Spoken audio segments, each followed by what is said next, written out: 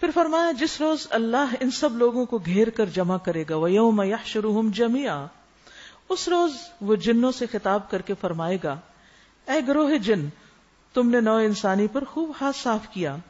انسانوں میں سے جو ان کے رفیق تھے وہ عرض کریں گے اے ہمارے رب، ہم میں سے ہر ایک نے دوسرے کو خوب استعمال کیا اور اب ہم اس وقت پر آ پہنچے جو تو نے ہمارے لیے مقرر کر دیا تھا۔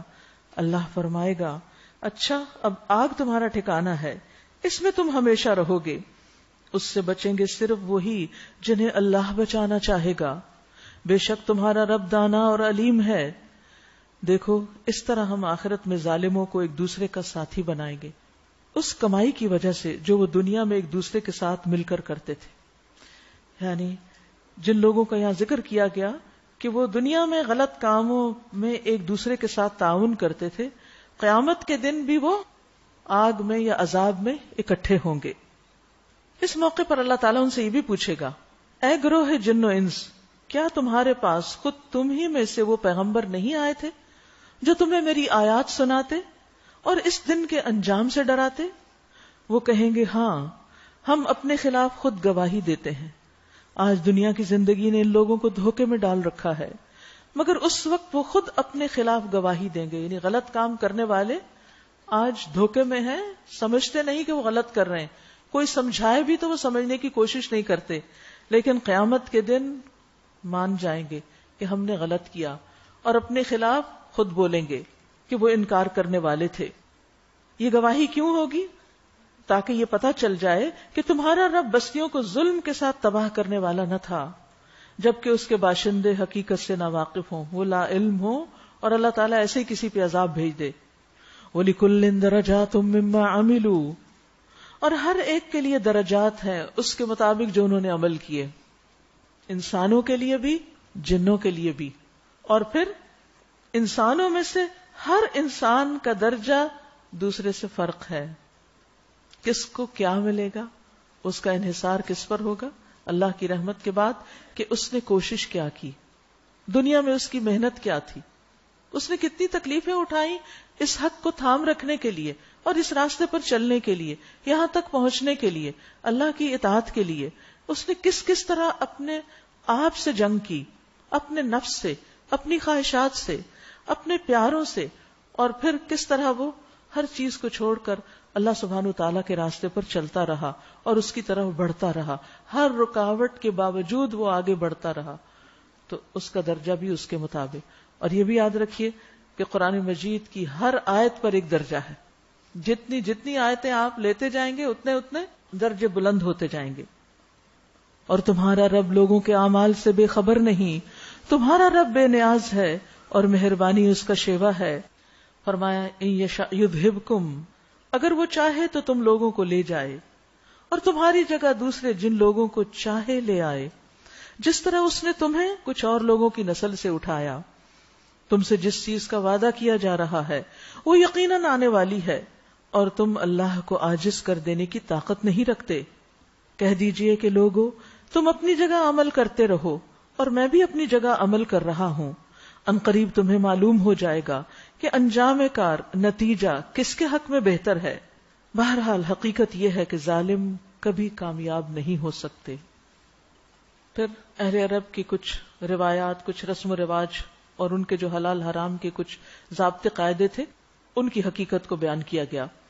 ان لوگوں نے اللہ کے لیے خود اسی کی پیدا کی ہوئی کھیتیوں اور مویشیوں میں سے ایک حصہ مقرر کیا ہے اور کہتے ہیں کہ یہ اللہ کے لیے، یعنی دیا سب کچھ اللہ نے، لیکن اللہ کے نام پر بس وہ صرف ایک حصہ رکھتے ہیں اپنے خیال کے مطابق، اپنے ذوق کے مطابق۔ اور یہ ہمارے ٹھہرائے ہوئے شریکوں کے لیے، نعوذ باللہ، یعنی دیا اللہ نے لیکن اسے وہ بتوں کے نام پر وقف کر رہے تھے۔ پھر جو حصہ ان کے ٹھہرائے ہوئے شریکوں کے لیے ہے وہ تو اللہ کو نہیں پہنچتا، مگر جو اللہ کے لیے وہ ان کے شریکوں کو پہنچ جاتا ہے۔ یعنی پھر ایک ظلم یہ بھی کرتے کہ جو حصہ اپنے کھیت میں سے یا جانور میں سے اللہ کے نام پہ مختص کرتے، اگر کوئی آفت آتی اور اس میں کچھ نقصان ہو جاتا تو پھر اس کو پورا نہیں کرتے تھے۔ ہاں اگر بتوں کے نام میں سے کسی چیز میں کچھ کمی بیشی آ جاتی تو اس کو اللہ کے حصے میں سے لے کر پورا کر دیتے تھے۔ گویا غیر اللہ کو اللہ کے مقابلے میں بھی ترجیح دیتے تھے۔ اصل میں انسان جب شرک کرتا ہے نا تو اس کی عقل ماری جاتی ہے، اس کو سمجھ نہیں آتا کہ وہ کر کیا رہا ہے، ورنہ یہ تو بالکل ایک عام فہم بات ہے کہ جس نے آپ کو سب کچھ دیا، جو آپ کا محسن ہے، جو آپ پر ہر طرح کی مہربانیاں کر رہا ہے، اس کا آپ پر حق زیادہ ہے بنسبت اس کے جس نے آپ کو کچھ بھی نہیں دیا۔ عام روزمرہ زندگی میں ہم کیا کرتے ہیں کہ جو ہمارے ساتھ بھلائی کرتا ہے ہم بھی اس کے ساتھ بھلائی کریں۔ ایک عقل مند شخص تو ایسا ہی کرتا ہے نا، لیکن ایک ناسمجھ شخص یہ ضرور کر سکتا ہے کہ احسان کسی کا ہو اور شکریہ کسی اور کا ادا کیا جائے۔ فرمایا کیسے برے فیصلے ہیں جو یہ لوگ کرتے ہیں، اور اسی طرح بہت سے مشرکوں کے لیے ان کے شریکوں نے اپنی اولاد کے قتل کو خوشنما بنا دیا۔ اب آپ دیکھیے اس دور میں بھی اور آج بھی اپنی ہی اولاد کا قتل، چاہے ماں کے پیٹ میں ہو یا باہر، یہ ان کے لیے ایک بڑا خوشنما عمل تھا اور اس پر خوش ہوتے تھے تاکہ ان کو ہلاکت میں مبتلا کریں اور ان پر ان کے دین کو مشتبہ بنائیں۔ اگر اللہ چاہتا تو یہ ایسا نہ کرتے، لہٰذا انہیں چھوڑ دو کہ اپنے افترا پردازیوں میں لگے رہیں۔ کہتے ہیں کہ یہ جانور اور یہ کھیت محفوظ ہیں، ریزروڈ ہیں، انہیں صرف وہ لوگ کھا سکتے ہیں جنہیں ہم کھلانا چاہیں، یہ ہر ایک کے لیے نہیں۔ حالانکہ یہ پابندی ان کی خود ساختہ ہے۔ آج بھی آپ دیکھیں مسلمانوں کے اندر بھی بعض اوقات ایسے رواج ہیں کہ وہ بی بی فاطمہ کے نام پہ کچھ بناتے ہیں غیر اللہ کے نام پہ، اور پھر وہ کہتے ہیں کہ یہ لڑکے نہیں کھا سکتے اور اس کو کوئی نامحرم دیکھ بھی نہیں سکتا کیونکہ یہ بی بی فاطمہ کے نام کا ہے، اور پھر خواتین خود ہی موج کرتے ہیں۔ حالانکہ ان کی یہ پابندی خود ساختہ ہے، خود ہی یہ اصول ضابطے بنا لیے۔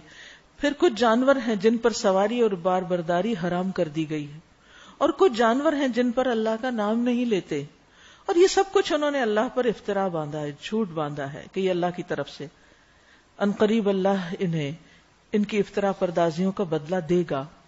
اور کہتے ہیں کہ جو کچھ ان جانوروں کے پیٹ میں ہے یہ ہمارے مردوں کے لیے مخصوص ہے اور ہماری عورتوں پہ حرام ہے، لیکن اگر وہ مردہ ہو تو دونوں اس کے کھانے میں شریک ہو سکتے ہیں۔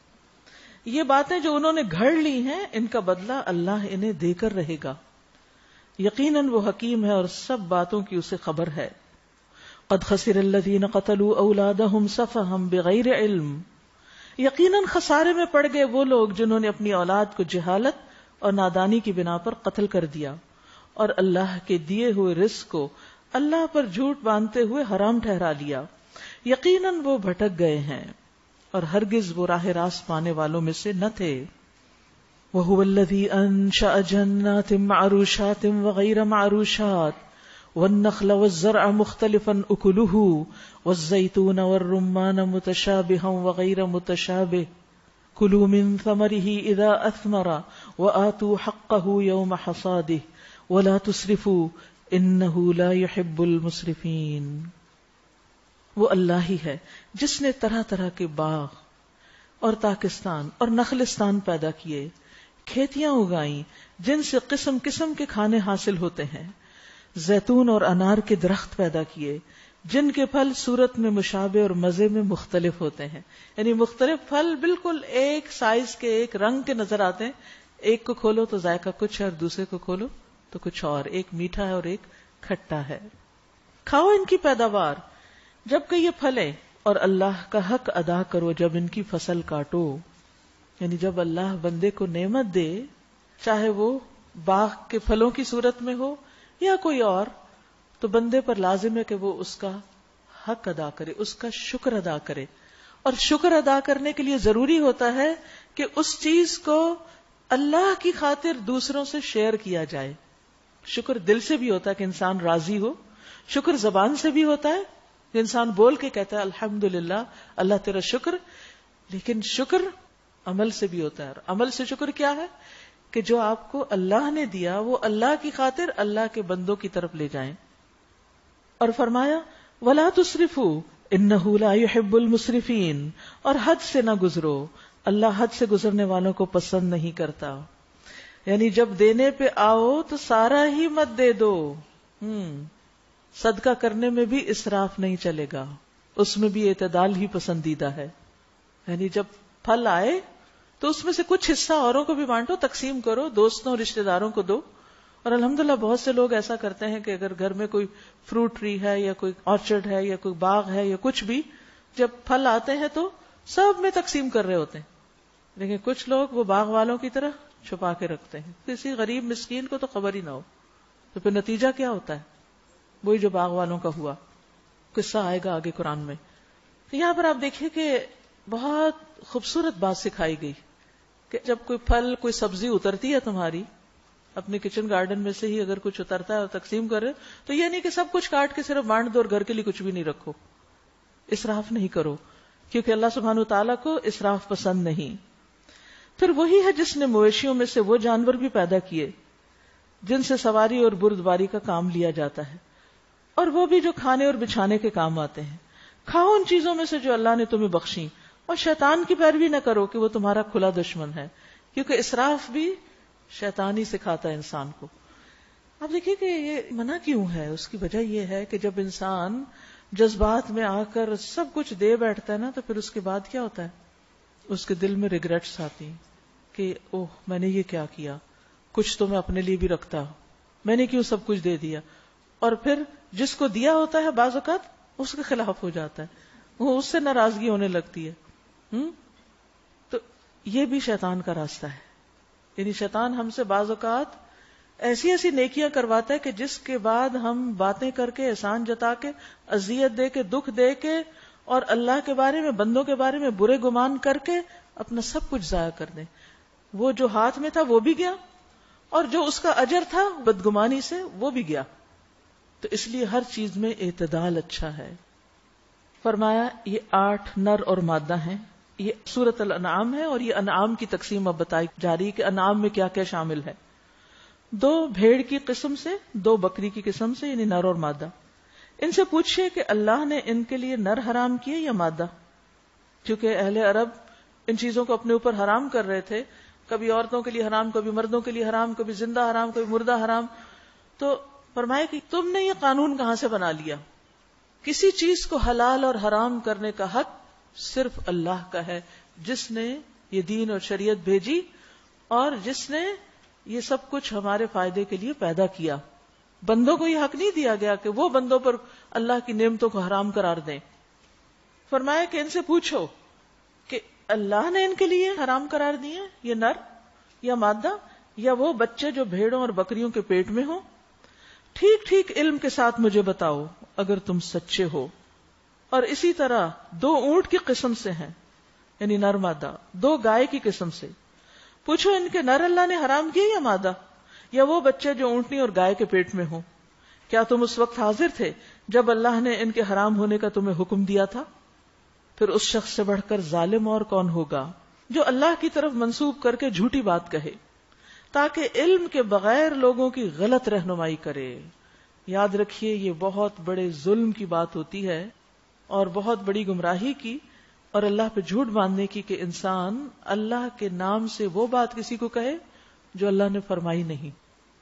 کچھ لوگ اپنے ہی خیالات یا مکس اپ باتوں سے لوگوں کو نصیحتیں کر رہے ہوتے ہیں. اللہ تعالیٰ یہ چاہتے ہیں, اللہ تعالیٰ یہ نہیں چاہتے. کہاں لکھا ہے؟ اپنے پاس سے ہی باتیں کیے چلے جا رہے ہو. کوئی بھی چیز جس کو آپ دین سمجھ کر کسی کو بتا رہے ہیں, اس کے لیے آپ کے پاس دلیل ہونی چاہیے کہ جس چیز کو آپ اللہ سے منسوب کر رہے ہیں, اس کی طرف نسبت کر رہے ہیں, اس کی کیا واقعی وہ اللہ نے کہی؟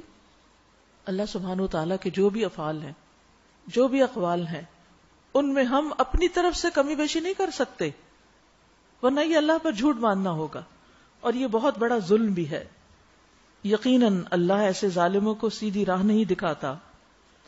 اے محمد صلی اللہ علیہ وسلم ان سے کہیے جو وحی میرے پاس آئی ہے اس میں تو میں کوئی ایسی چیز نہیں پاتا جو کسی کھانے والے پر حرام ہو, الا یہ کہ وہ مردار ہو, یا بہایا ہوا خون ہو, یا سور کا گوشت ہو کہ وہ ناپاک ہے, یا فسق ہو کہ اللہ کے سوا کسی اور کے نام پر ذبح کیا گیا ہو.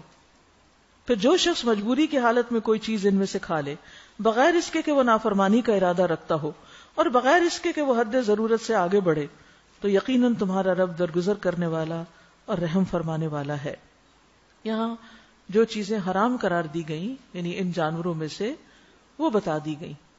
اس کا یہ مطلب نہیں کہ اس کے علاوہ باقی چیزیں جو قرآن میں دیگر جگہ پر حرام ہیں یا حدیث کے ذریعے ہمیں پتہ چلتا ہے کہ وہ حرام ہے, جیسے بہت سے جانوروں کے بارے میں قرآن مجید میں تو نہیں لکھا بلی اور کتے کا گوشت نہیں کھاؤ. یہ کہاں سے پتہ چلتا ہے؟ ہمیں احادیث سے ہمیں پتہ چلتا ہے, اور ہم سب جانتے ہیں کہ ہمیں یہ نہیں کھانا. تو یہاں پر سورۃ الانعام کے کانٹیکسٹ میں یہ جو پیچھے 8 قسم کے جانوروں کا ذکر ہے اور پھر ان سے ملتے جلتے جیسے سور کی بات ہے، تو اس کے سلسلے میں ہدایت واضح کر دی گئی کہ کیا حرام ہے اور کیا نہیں. پھر فرمایا اور جن لوگوں نے یہودیت اختیار کی ان پر ہم نے سب ناخن والے جانور حرام کر دیے تھے، اور گائے اور بکری کی چربی بھی، بجز اس کے جو ان کی پیٹھ یا ان کی آنتوں سے لگی ہوئی ہو یا ہڈی سے لگی رہ جائے. اور یہ کیوں حرام کیا تھا جو بعد میں امت مسلمہ کے لیے حلال ہے؟ یہ ہم نے ان کی سرکشی کی سزا انہیں دی تھی. اس سے ایک بڑی اہم بات پتہ چلتی ہے کہ بعض اوقات انسان اپنے گناہوں کی وجہ سے اللہ کے رزق سے محروم ہو جاتا ہے. کوئی نعمت، کوئی سعادت، کوئی چیز اس کو ملنے والی ہوتی ہے، لیکن اسی دوران انسان اللہ کی نافرمانی کا ایسا کام کرتا ہے کہ اللہ تعالیٰ بندے سے ناراض ہو جاتا ہے، اور وہ خیر، وہ رزق آتے آتے رک جاتا ہے، رکاوٹیں آ جاتی ہیں. یہ ہمارے گناہ ہمارے ہی لیے رکاوٹ بنتے ہیں. جیسے کہ یہاں بتایا گیا کہ ان پر حلال چیزیں حرام کر دی گئیں ان کی سرکشی کی وجہ سے، ان کی نافرمانی کی وجہ سے. اور یہ جو کچھ ہم کہہ رہے ہیں بالکل سچ کہہ رہے ہیں. وَإِنَّا لَصَادِقُونَ فَإِن كَذَّبُوكَ فَقُلْ رَبُّكُمْ ذُو رَحْمَةٍ وَاسِعَةٍ. اب اگر وہ تمہیں جھٹلائیں تو ان سے کہہ دیجئے کہ تمہارے رب کا دامن رحمت وسیع ہے اور مجرموں سے اس کے عذاب کو پھیرا نہیں جا سکتا. یہ مشرک لوگ تمہاری ان باتوں کے جواب میں ضرور کہیں گے کہ اگر اللہ چاہتا تو ہم شرک نہ کرتے. آج بھی آپ دیکھیں بہت سے لوگ کیا کرتے ہیں، خود غلط کام کر کے پھر اس کو اللہ کے ذمہ ڈال دیتے. اللہ چاہتا تو ہمیں روک دیتا. کبھی اللہ کا حکم ماننے سے بھی اسی طرح رک جاتے ہیں. جب اللہ چاہے گا ہم بھی نمازیں پڑھنے لگیں گے، جب اللہ چاہے گا ہم بھی اچھا کام کر لیں گے. آپ کو کیسے پتا چلا کہ اللہ چاہتا ہے کہ نہیں چاہتا؟ کیا اللہ سبحانہ وتعالیٰ کسی پہ ظلم کرنا چاہتا ہے؟ کیا اللہ سبحانہ وتعالیٰ چاہتا ہے کسی بھی بندے سے کہ وہ حرام کام کرے، غلط کام کرے، لوگوں کو ستائیں؟ کیا یہ اللہ کی پسند ہے؟ اللہ یہ نہیں چاہتا.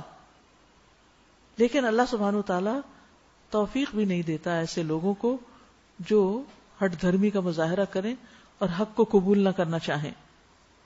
پھر کہتے ہیں کہ اگر اللہ چاہتا تو ہم شرک نہ کرتے اور نہ ہمارے باپ دادا کرتے اور نہ ہم کسی چیز کو حرام ٹھہراتے. یعنی اپنے جرم اور غلط کاری کا سب ذمہ اللہ پہ ڈال رہے ہیں.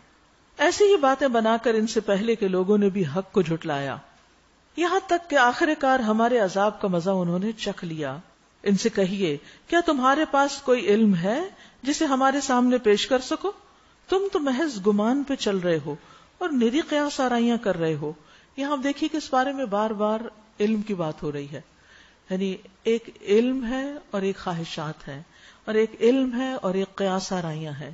ایک علم ہے جو اللہ نے اتارا اور ایک وہ ہے جو بندوں نے اپنی مرضی سے اس کو دین کا حصہ بنا دیا. تو ایسے تمام معاملات میں ہمیں صرف یہ دیکھنا چاہیے کہ واقعی صحیح سچی بات وہ کون سی ہے جو اللہ تعالی ہم سے چاہتا ہے. پھر کہو تمہاری اس حجت کے مقابلے میں حقیقت رس حجت تو اللہ کے پاس ہے. بے شک اگر اللہ چاہتا تو تم سب کو ہدایت دے دیتا.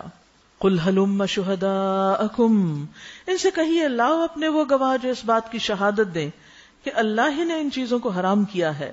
پھر اگر وہ گواہی دے دیں تو تم ان کے ساتھ گواہی مت دینا. ہرگز ان لوگوں کی خواہشات کے پیچھے نہ چلنا جنہوں نے ہماری آیات کو جھٹلا دیا اور جو آخرت کے منکر ہیں اور جو دوسروں کو اپنے رب کا ہمسر بناتے ہیں.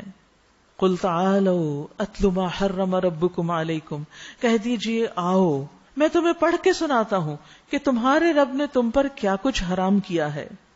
کیا پابندیاں ہیں؟ اللہ تشرکوا بہ شیئا، سب سے پہلی چیز کہ اس کے ساتھ کسی کو شریک نہ ٹھہراؤ. شرک کو اللہ نے حرام قرار دیا. پھر وبالوالدین احسانا، اور والدین کے ساتھ نیک سلوک کرو. یعنی والدین کی نافرمانی اور ان کے تنگ کرنے کو حرام قرار دیا تم کو. تو والدین کے ساتھ نیک سلوک میں ان کا ادب، احترام، ان کی تعظیم، ان کی اطاعت، ان کی پسند کے مطابق کام کرنا ایز لانگ ایز وہ اللہ کی پسند سے نہ ٹکراتا ہو. ان کی خدمت، زندگی میں ان کا خیال رکھنا اور ان کی وفات کے بعد ان کے لیے دعائیں کرنا، ان کی طرف سے صدقہ کرنا اور اچھے اچھے کام کرنا، ان کی نیک نامی کا سبب بننا. اور پھر ان کے رشتہ داروں اور ان کے دوستوں سے اچھا سلوک کرنا، یہ سب کچھ والدین کے ساتھ احسان کرنے کی شکلیں ہیں۔ وَلَا تَقْتُلُوا أَوْلَادَكُمْ مِنْ إِمْلَاقٍ، اور کیا حرام ہے؟ اپنی اولاد کو مفلسی کے ڈر سے قتل نہ کرو کہ اور بچے پیدا ہو گئے تو کہاں سے کھلائیں گے۔ تو قتل اولاد بھی حرام ہے، چاہے پیٹ میں ہو یا پیدائش کے بعد۔ نحن نرزقکم وإیاہم، ہم تمہیں رزق دیتے ہیں اور ان کو بھی ہم ہی دیتے ہیں۔ تم رازق نہیں ہو کہ ان کی زندگی کے درپے ہو جاؤ کہ ہم ان کو کھلا نہیں سکتے۔ ولا تقربوا الفواحش ما ظہر منها وما بطن، اور بے حیائی کی باتوں کے قریب بھی نہ جاؤ، خواہ وہ کھلی ہو یا چھپی ہو۔ فواحش جو ہے فحش سے ہے، اس میں زنا، عمل قوم لوط، برہنگی یعنی نیکڈ ہونا، ننگے ہونا، پورن، جھوٹی تہمتیں لگانا، جن عورتوں سے نکاح حرام ہے ان سے نکاح کرنا، اسی طرح چوری، شراب نوشی، بھیک مانگنا، ان سب کو فواحش میں شمار کیا گیا ہے۔ یہ فحش کام، یہ بے حیائی کے کام، یہ ناپسندیدہ کام نہ کھلے کرنے چاہیے اور نہ چھپ کے کرنے چاہیے۔ اب کھلے کی مثال کیا ہے کہ مثلاً کسی شہر کا کوئی علاقہ مخصوص ہو جائے، سب کو پتا ہو کہ یہ علاقہ جو ہے یہاں پر لوگ یہ غلط کام کرتے ہیں، اسے زنا کرتے ہیں یا اور اسی طرح کے غلط کام کرتے ہیں، تو اب یہ کیا ہے؟ کھلے عام، سب کو پتا ہے، مخصوص علامتیں ہوتی ہیں، اس کی بھی ممانعت ہے، اور چھپ کے کرنے کی بھی کہ کسی کو نہ پتا ہو، سر عام سب کے سامنے بھی اور لوگوں کی نگاہوں سے اوجھل ہو کر بھی، یعنی بے حیائی کے کام، کیونکہ حیا جو ہے وہ ایمان کا حصہ ہے، حیا جاتا ہے تو ایمان بھی چلا جاتا ہے۔ پھر اسی طرح وَلَا تَقْتُلُوا النَّفْسَ الَّتِي حَرَّمَ اللَّهُ إِلَّا بِالْحَقِّ، اور کیا حرام ہے؟ کسی انسان کا قتل، اور کسی جان کو جسے اللہ نے محترم ٹھہرایا اسے ہلاک نہ کرو مگر حق کے ساتھ۔ ذَلِكُمْ وَصَّاكُمْ بِهِ لَعَلَّكُمْ تَعْقِلُونَ، یہ باتیں ہیں جن کی ہدایت اس نے تمہیں کی ہے شاید کہ تم سمجھ بوجھ سے کام لو، عقل سے کام لو۔ وَلَا تَقْرَبُوا مَالَ الْيَتِيمِ، اور کیا حرام ہے؟ یتیم کے مال کے قریب نہ جاؤ، إِلَّا بِالَّتِي هِيَ أَحْسَنُ، مگر ایسے طریقے سے جو بہترین ہو، حَتَّى يَبْلُغَ أَشُدَّهُ، یہاں تک کہ وہ اپنے سن رشد کو پہنچ جائے۔ وَأَوْفُوا الْكَيْلَ وَالْمِيزَانَ بِالْقِسْطِ، اور ناپ تول میں پورا انصاف کرو، یعنی کسی کو اس کے حق میں کمی کر کے دینا یہ بھی حرام ہے۔ لا نکلف نفسا الا وسعها، ہم ہر شخص پر ذمہ داری کا اتنا ہی بوجھ رکھتے ہیں جتنا اس کے بس میں ہے۔ وَإِذَا قُلْتُمْ فَعَدِلُوا وَلَوْ كَانَ ذَا قُرْبَى، اور جب بات کہو تو انصاف کی کہو، خواہ معاملہ اپنے رشتہ دار ہی کا کیوں نہ ہو۔ وَبِعَهْدِ اللَّهِ أَوْفُوا، اور اللہ کے عہد کو پورا کرو، یعنی جو اللہ کا نام لے کے بندوں سے کیا یا براہ راست کوئی نظر مانی یا کوئی وعدہ کیا، یعنی اللہ سبحانہ وتعالیٰ کے ساتھ، ان باتوں کی ہدایت اللہ نے تمہیں کی ہے شاید کہ تم نصیحت قبول کرو۔ وَأَنَّ هَذَا صِرَاطِي مُسْتَقِيمًا فَاتَّبِعُوهُ، نیز اللہ کی ہدایت یہ ہے کہ یہی میرا سیدھا راستہ ہے، تم اسی پہ چلو اور دوسرے راستوں پہ نہ چلو کہ وہ اس کے راستے سے ہٹا کر تمہیں دور لے جائیں گے، اس سے ہٹا کر الگ کر دیں گے۔ یہ ہے وہ ہدایت جو تمہارے رب نے تمہیں کی ہے شاید کہ تم کج روی سے بچو۔ ثم آتینا موسیٰ الکتاب تماما علی الذی احسن وتفصیلا لکل شیء وہدی ورحمتا لعلہم بلقاء ربہم یؤمنون، پھر ہم نے موسیٰ کو کتاب عطا کی علیہ السلام جو بھلائی کی روش اختیار کرنے والے انسان پر نعمت کی تکمیل اور ہر ضروری چیز کی تفصیل اور سراسر ہدایت اور رحمت تھی۔ یہ تورات کی صفات بیان کی جا رہی ہیں، اور اس لیے بنی اسرائیل کو دی گئی تھی شاید لوگ اپنے رب کی ملاقات پر ایمان لائیں۔ تو کتاب پڑھنے کا مقصد کیا ہے کہ اس یقین میں اضافہ ہو کہ ہم اس زندگی کے خاتمے پر واپس اللہ سبحانہ وتعالی سے جا کر ملاقات کریں گے، اس کے سامنے کھڑے ہوں گے۔ اور اسی طرح یہ کتاب ہم نے نازل کی، وَهَذَا كِتَابٌ، کون سی کتاب؟ قرآن مجید، انزلناہ، ہم نے اس کو نازل کیا، مبارکن، بہت برکت والی ہے، فاتبعوہ، بس اس کی پیروی کرو، اس کو پڑھو، اس کو سمجھو، اس کے مطابق عمل کرو، اس کے پیچھے چلتے رہو، اس کو اپنا رہنما بناؤ۔ یہ ایک برکت والی کتاب ہے، بس تم اس کی پیروی کرو اور تقوی کی روش اختیار کرو، بعید نہیں کہ تم پر رحم کیا جائے۔ سبحان اللہ، کتنی بڑی خوشخبری ہے کہ جو شخص اس کتاب کی پیروی کرے گا اور تقوی اختیار کرے گا اس پر اللہ کی رحمت ہوگی۔ لعلکم ترحمون، یعنی اس کتاب کی طرف آنے کی دعوت اس لیے دی جا رہی ہے تاکہ تم پر اللہ کی رحمتیں نازل ہوں۔ اب تم یہ نہیں کہہ سکتے کہ کتاب تو ہم سے پہلے کے 2 گروہوں کو دی گئی تھی، یعنی یہود و نصارہ کو، اور ہمیں تو کچھ خبر نہ تھی کہ وہ کیا پڑھتے پڑھاتے تھے۔ اور اب تم یہ بہانہ بھی نہیں کر سکتے کہ اگر ہم پہ کتاب نازل کی گئی ہوتی تو ہم ان سے زیادہ صحیح رستے پہ چلتے اور ثابت قدمی دکھاتے۔ تمہارے پاس تمہارے رب کی طرف سے ایک دلیل روشن اور ہدایت اور رحمت آ گئی ہے۔ اب اس شخص سے بڑھ کر ظالم کون ہوگا جو اللہ کی آیات کو جھٹلائے اور ان سے منہ موڑ جائے۔ جو لوگ ہماری آیات سے منہ موڑتے ہیں انہیں اس روگردانی کی پاداش میں ہم بدترین سزا دے کر رہیں گے۔ کیا اب لوگ اس کے منتظر ہیں کہ ان کے سامنے فرشتے آ کھڑے ہوں، یا تمہارا رب خود آ جائے، یا تمہارے رب کی بعض سری نشانیاں نمودار ہو جائیں؟ جس روز تمہارے رب کی بعض مخصوص نشانیاں نمودار ہو جائیں گی، پھر کسی ایسے شخص کو اس کا ایمان کچھ فائدہ نہ دے گا جو پہلے ایمان نہ لایا ہوگا، یا جس نے اپنے ایمان میں کوئی بھلائی نہ کمائی ہو۔ ان سے کہیے کہ اچھا تم انتظار کرو، ہم بھی انتظار کرتے ہیں۔